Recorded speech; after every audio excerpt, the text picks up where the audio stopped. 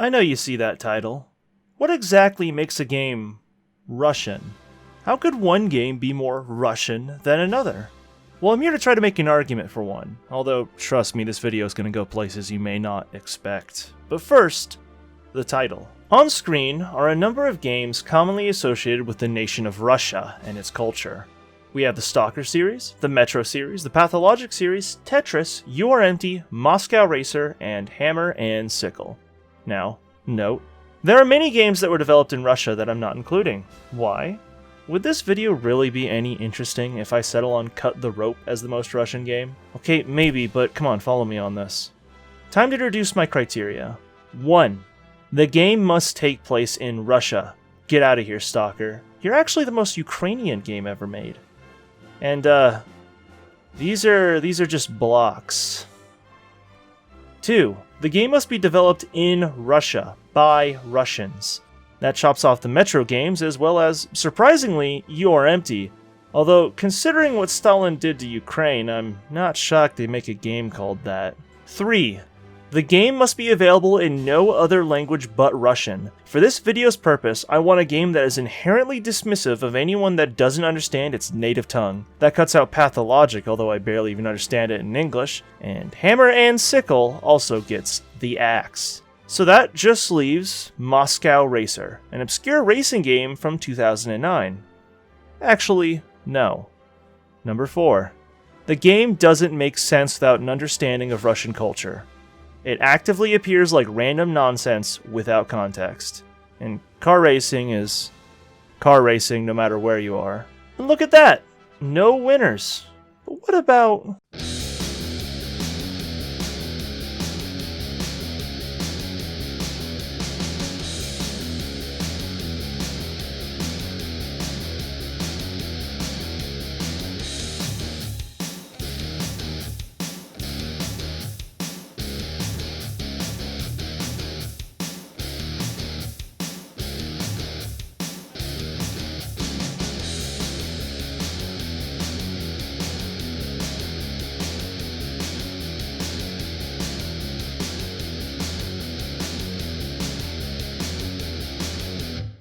Call of Abdulov, a game I imagine you haven't ever heard of. However, I have, and I'm going to take you on a journey through it. There's going to be some forks in the road, so don't get lost.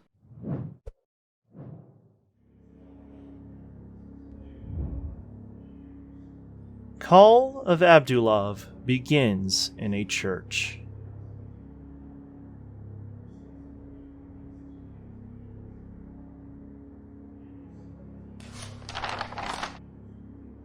И был Бог, и был Сатана, и были люди, и были нелюди, и был Александр Гаврилович Абдулов.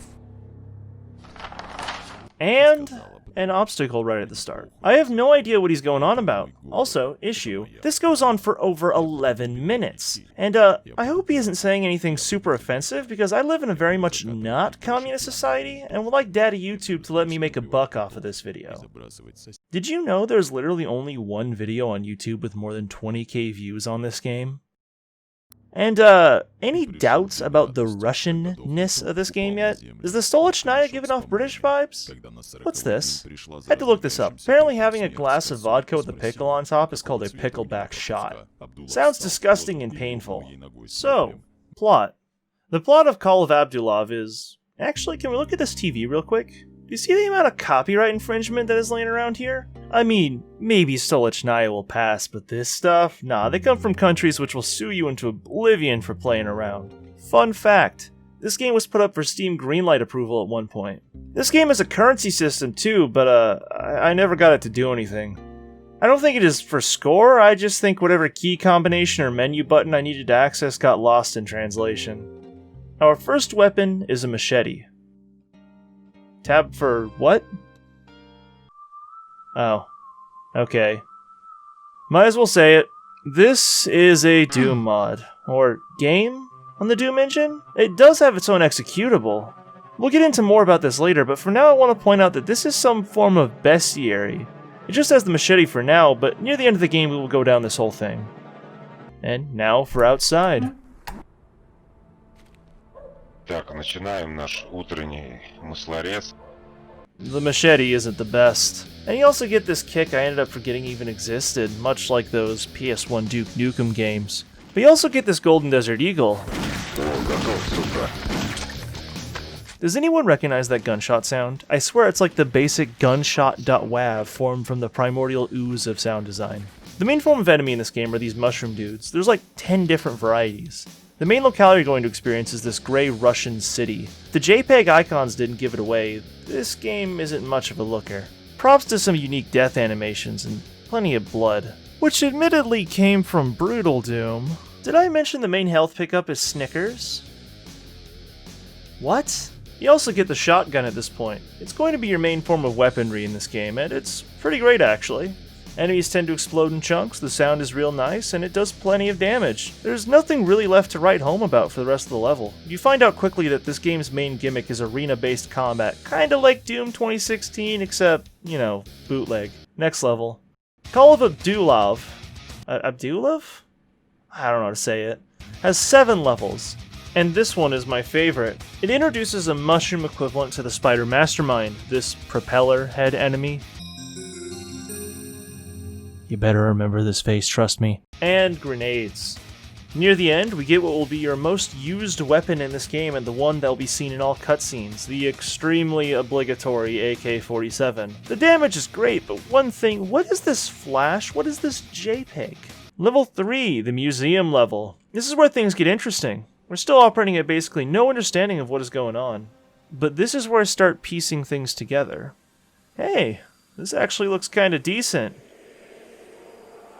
Well, on top of taking money from me, this level introduces the mushroom UFO enemy. He's awful, the worst enemy. He's like if cacodemons were actually a threat. After a short fight, we see this picture. Now, hello there, Bibaron.com. Technically this was in his apartment too, but I didn't notice it, so shut up please and thank you. Enough with this game for a bit. Time for the main event. If you look up Bibaron on Google, your first result will be this picture, taken from Wikipedia of all places, but not in any article. The description says that it is the holy book of the Church of Abdulov's Hell. Not liking the sound of that.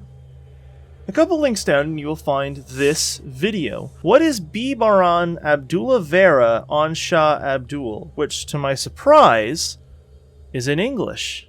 Important message here. I avoided using Google Translate in my research. I didn't want to trust anything that could be possibly an incorrect translation. Instead, I relied on any English information I could find and inferences based on those findings. Thanks. Thank you, however you say that. So this video is 7 minutes long and covers the following. I'm also linking it in the description if you want to see it for yourself. The Biboran has existed since time immemorial. The ultimate goal of the religion is to destroy the concept of yin and yang and make it so there is only good.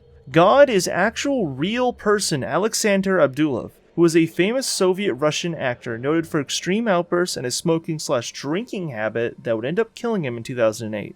He came to power in the afterlife in 2010, having defeated both God and Satan. Heaven no longer exists, and all souls go to hell. But if you're a decent person, Abdullah will spare you from this fate for 10,000 years. The faith is 100% open to all people, race, gender, nationality are all irrelevant. That's a relief. There you have it. This game is the product of a new age Russian cult powered by the memory of a controversial actor. No, yeah, except not really. Time to go over how I originally found out about all this. Description: old school brutal first-person shooter in Serious Sam style on the theme of Abdullah religion, famous Russian parody religion. That is the first sentence of Call of Abdullah's page on the Z-Doom forums. This is the part where I tell you that the developer of this game is Linkom Games. They made their account the same day they made this post. We're going to get back to this post. For now, let's deep dive on the Abdullah religion. If you've ever heard of Biboran or Abdullah while also living outside the second world, you probably saw it on Metacritic. In the early 2010s, a number of games, primarily on the PS3, would get user review bombed into dirt by the cult of Biboran. Sometimes they would throw out PS3 has no games, but it was usually just Abdullah-related nonsense. For reference, Abdul of SoFly's review of Resident Evil 6 goes, Abdul is preparing a new alliance with China and Russia, and the CIS countries will fight against the Japanese and the US. We'll build the hydrogen and thermonuclear bombs, intercontinental missiles, and so on. Capture and punish the creators of Kuril's Resident Evil 6. If there's anything you can harp on this community about, it is Japanophobia. The same thing happened to Darksiders 2, and on this 2012 Destructoid post by Jim Sterling nonetheless, we find some more hints. Jim and a helper, going by Reaver, believe this to be a troll attack started by a Russian game reviewer going by Ansha Abdul. You see Ansha Abdul a lot looking this stuff up, but usually as a greeting. It's like a Russian meme version of God be with you. The real meat is the comment section. The article dates from 2012, and that's important. Browsing through these, admittedly mostly useless comments, I possibly discovered a few things. Biboran is mostly a combination of Bible and Quran. There's a Biboran chat room. It is mentioned right as a group of the religious raid the comments. And judging by the amount of broken links, the original Biboran.com no longer exists. I tried to visit Biboran.com first, but it redirected me to abdulavera.site. There's only 2 posts on this site, and they're both from this year, so I'm certain it isn't the Biboran website mentioned elsewhere. I'm gonna be honest here, I ran into a ton of dead ends. The culture of Biboran is spread in a way where it's hard to tell who started it all. There's like a dozen channels with Abdul or Biboran as the subject matter. If it isn't obvious, I'm extremely curious to see how this whole mess got started, so I used the Wayback Machine to track down the original Biboran.com, and I did find it.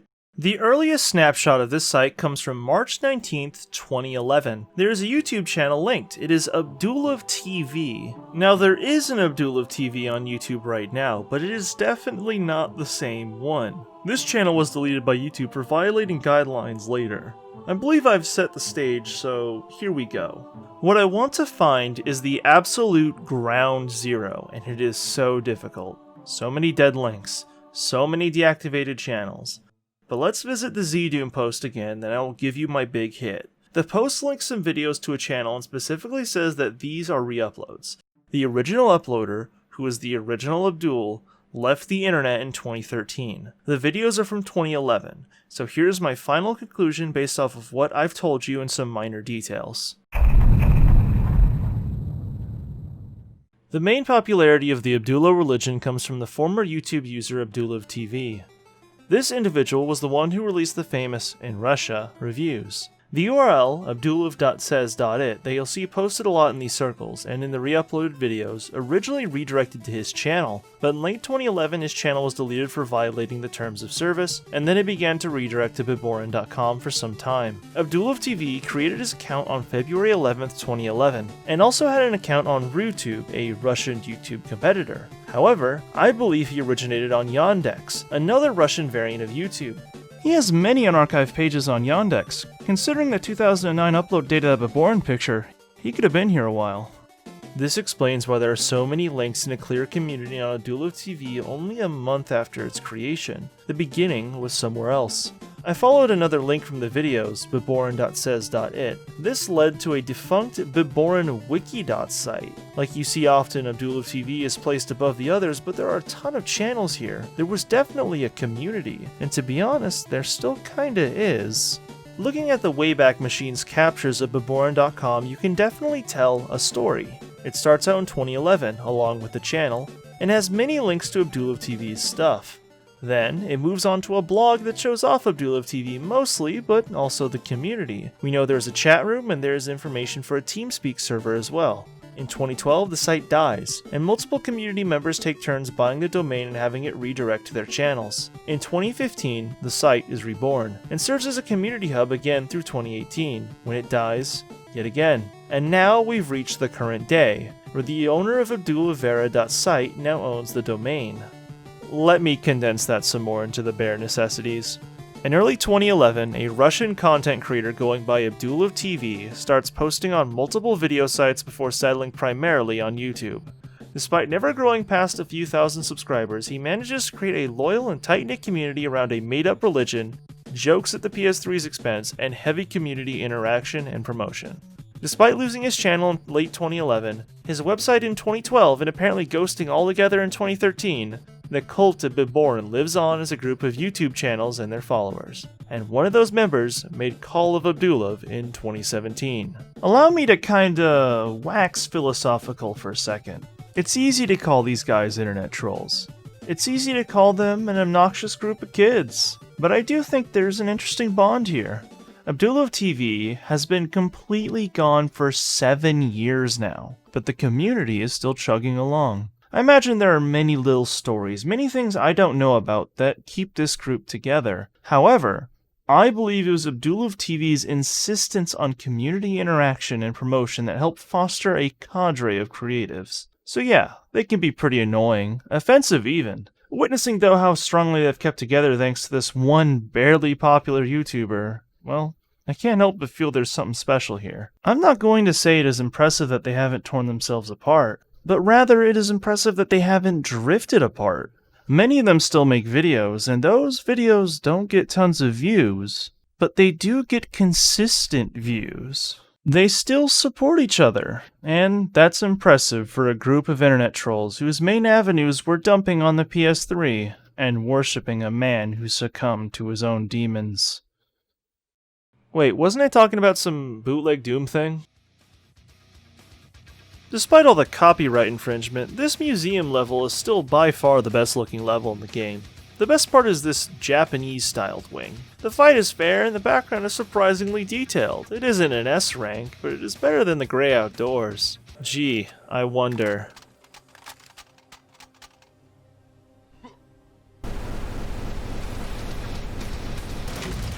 I'm in shock.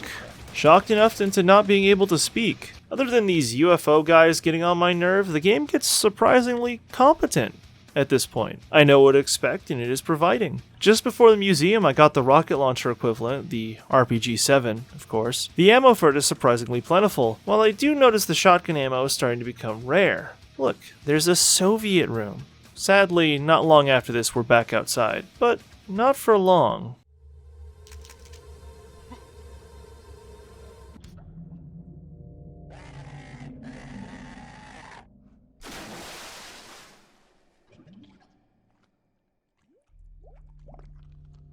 A sewer level.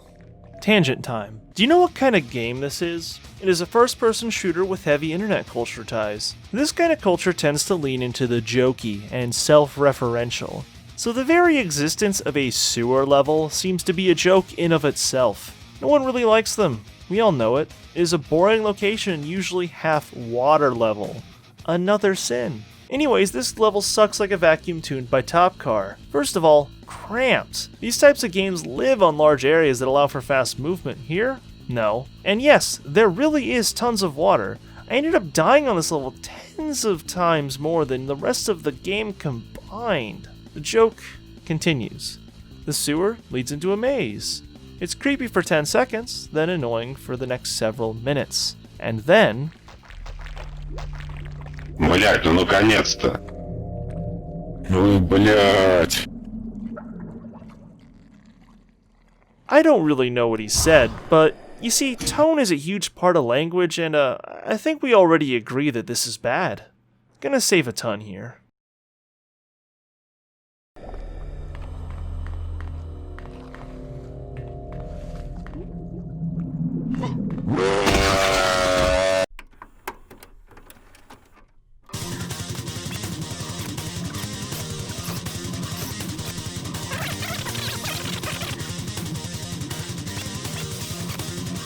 So, this jump isn't possible. I mean, you can rocket jump it, but at no point prior has rocket jumping been established as something you should do. In fact, prior there was really no significant platforming to. It just stays awful from here on out. I swear one room is straight up a copy and paste job too. Tight spaces, ridiculous enemy counts, and then... This enemy is introduced around here. Easily dispatchable, I suppose, but if just one is on you for more than a single second, your health's bye-bye. Finally, past the Doom doors, we get the next level, the beach. Positive. I really like the ability in this game and in any others that lets you shoot enemy projectiles out of midair. The next big enemy is also shown off here. It's kinda like the soldier from TF2, but naked, fat, and with arms replaced with cannons. Mancubus replacement, really. Very non-threatening. There's also the floating mushroom dudes that serve as Kako demons, I guess? We're really far into the game now, and the chain gun mushrooms that started in Mission 2 are still by far the hardest enemy. After running back and forth for a time roughly equivalent to the lifespan of the Soviet Union, we move on to a park path. This is an extremely hard part. There are tons of enemies, mostly these chain gun dudes, and in a very small environment, and it constantly crack. The final level takes place in a commercial district. In terms of connecting to the real world, this is by far the most interesting level. We start on the street outside several businesses. After just a bit of fighting, I found this poster. Finally. Remember the propeller head thing? Well, this is him. Ivan Maslakov. Searching Ivan Maslakov got nothing. But by following this picture, I went to the 16types.info, a forum about socionics. Socionics is a theory of personalities derived from the teachings of Carl Jung and several more recent psychologists that has nothing to do with this video. But thanks to this 2016 post by user Sol, I was able to find the infamous ILE/ENTP video blogger Ivan Maslakov, or as he is better known, Vanomas. Checking out his channel, I instantly noticed his review of some New Balance sneakers. Apparently middle-aged Americans and Russian video game personalities have similar taste. But to be serious, Vanomas's most common subject is PC gaming, particularly performance tests. Then he does a lot of video blogging that I don't understand. He has a pretty good variety of content, really. However, one of the things that really caught my attention is that on a lot of his popular videos, he has a ton of dislikes. Again, I can't really tell why this is. I can, however, extrapolate that this man is a divisive figure. Vanomas appears to have first started to gain popularity in 2010 to 2011, the same time period that Abdulov TV was coming about. I'm having a hard time finding much in English or anything that paints the picture clearly, but here's what I've found. You can see a number of videos of Vanomas getting in fights virtually with Abdulov. I also found another Abdulov game. I'm not going into this one because it doesn't seem as interesting, but the big deal is that this is its description. Planet Earth. Present days. In the lovely Russia, the humanity was trapped in internet and enslaved by Vanomas. Vanomas is dumb and full of hatred. He comes to you and trying to wash your brains. His videos is the power weapon of stupidity, and you, as Biboran Adept, going to save Russia nation. So here's my assumption based off not being able to understand a word of Vanomas's videos. Vanomas is at the very least a Russian video game YouTuber with some controversial opinions. As a growing face in Russian internet video game video culture, he attracted the attention of a lot of the same people that were in on the Biboran/Abdulov TV train. Vanomas published a lot of opinions that riled up the Abdullah religion's followers and led him to being labeled as an enemy of the community. They specifically find his videos not only stupid, but unnecessarily negative. Wow, I wonder what he said about these shoes. It seems like kind of a shame that he's just the Lost Soul replacement in Call of Abdullah. He sounds like a boss battle, really. There are 4 buildings to go into here for coin-shaped keys, and the first is the club.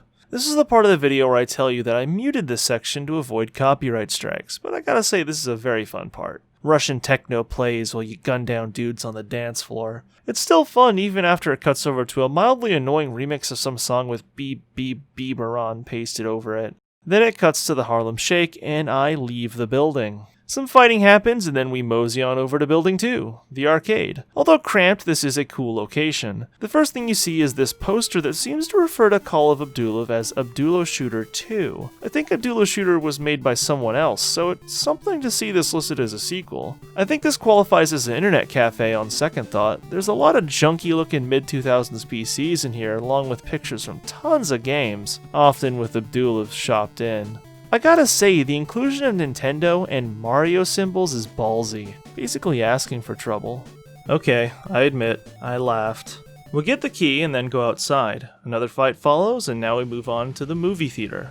A must-have considering Abdullah's real-life profession. Here you can see an arcade machine that appears to have a frame of an earlier version of Call of Abdullah on it. After some small fights, we move to watch a movie in the theater.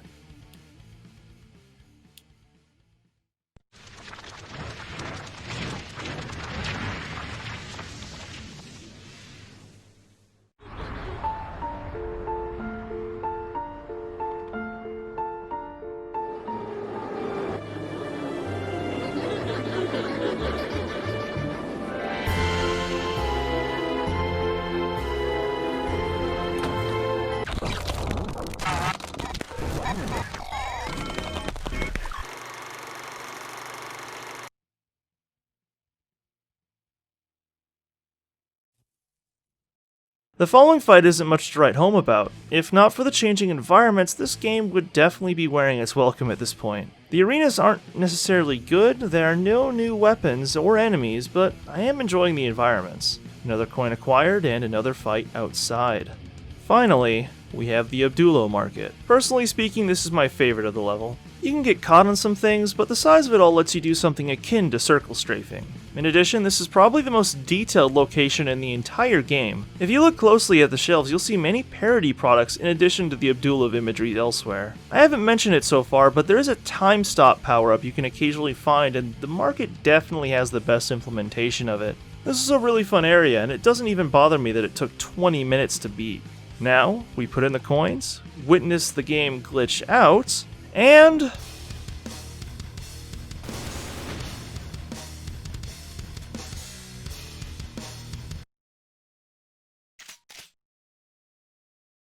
that's it. This game is really just a demo.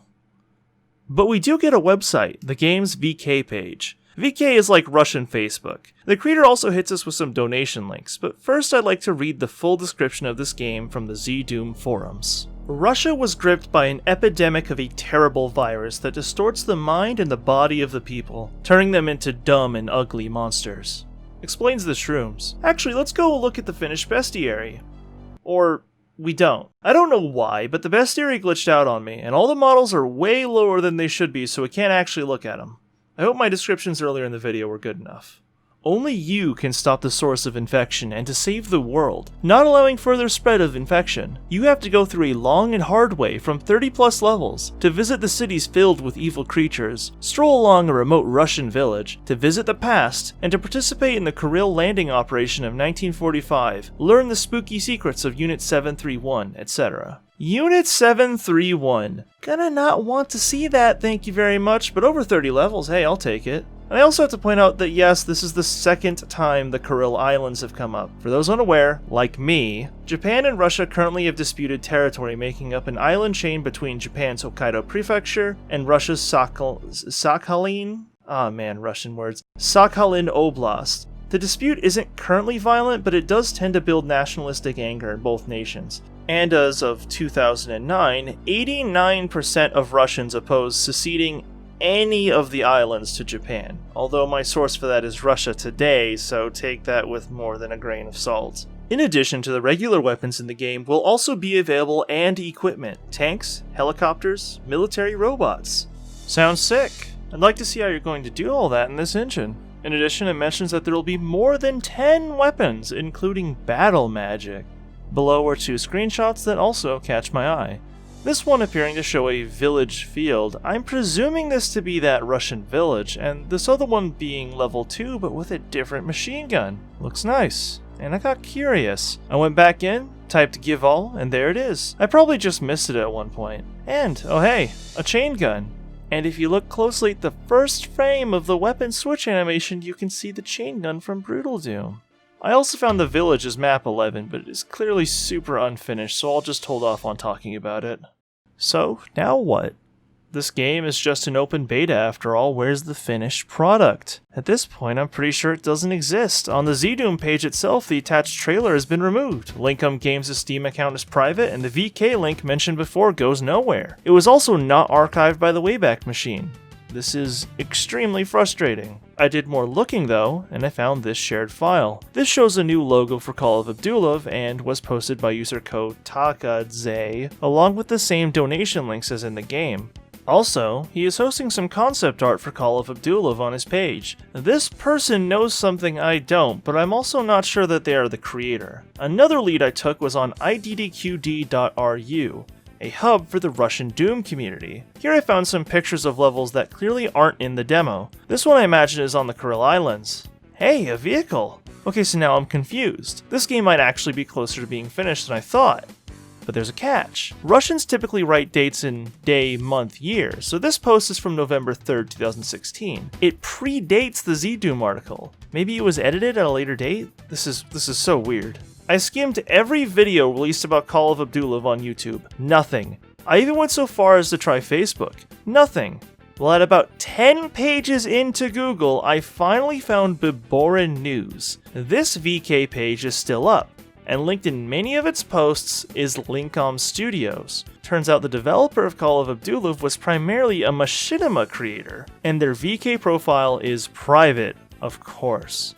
However, and I cannot tell you how happy this makes me feel after many, many hours of research, I found it. By extrapolating from these posts on this VK profile, I found out what happened to Call of Abdulov.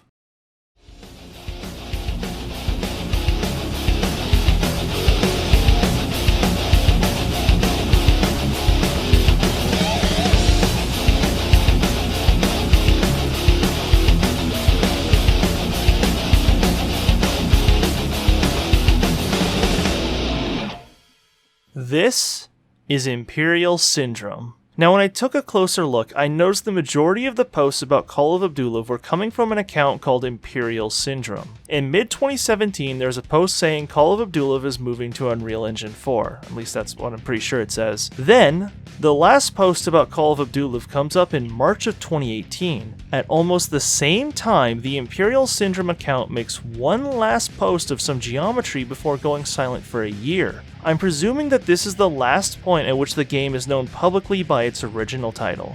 Then, on May 19th, 2019, the trailer for Imperial Syndrome is released, and if you look closely, you can see it. See that coin? See this vaguely familiar architecture? This very familiar setting? This pickle on a glass? My guess here is that the original creator wanted to move on from the Abdulov community, cut the Call of Abdulov and Lincom Studios VK pages, and change their main focus to Imperial Syndrome, using what they learned, and at least some assets from Call of Abdulov as a base. Judging by the footage, looks okay. Like most smaller budget UE4 games, there's way too much post-processing, but considering the blueprint of this game was first sketched in GZ Doom, well, it is something. The trailer is over a year old and from a pre-alpha too, so I'm not going to judge too harshly. And there you have it. The most Russian game ever made, requiring me to spend dozens of hours of research to even discover it in its current form, is Imperial Syndrome. When it comes out. Until then, the most Russian game ever made is Call of Abdulov. Hey, thanks for sticking around this long. I want to say now I'm planning on making a follow-up video on my second channel about a month after this video comes out. There I'm going to be making some corrections that I'm sure the comments will bring up, go over some things I cut for time or couldn't fit in the video, and do some data mine exploration. I'm planning on doing this for all my big videos that come out from now on, but that's it for this video. Sorry for the delay, and as always, thanks for watching.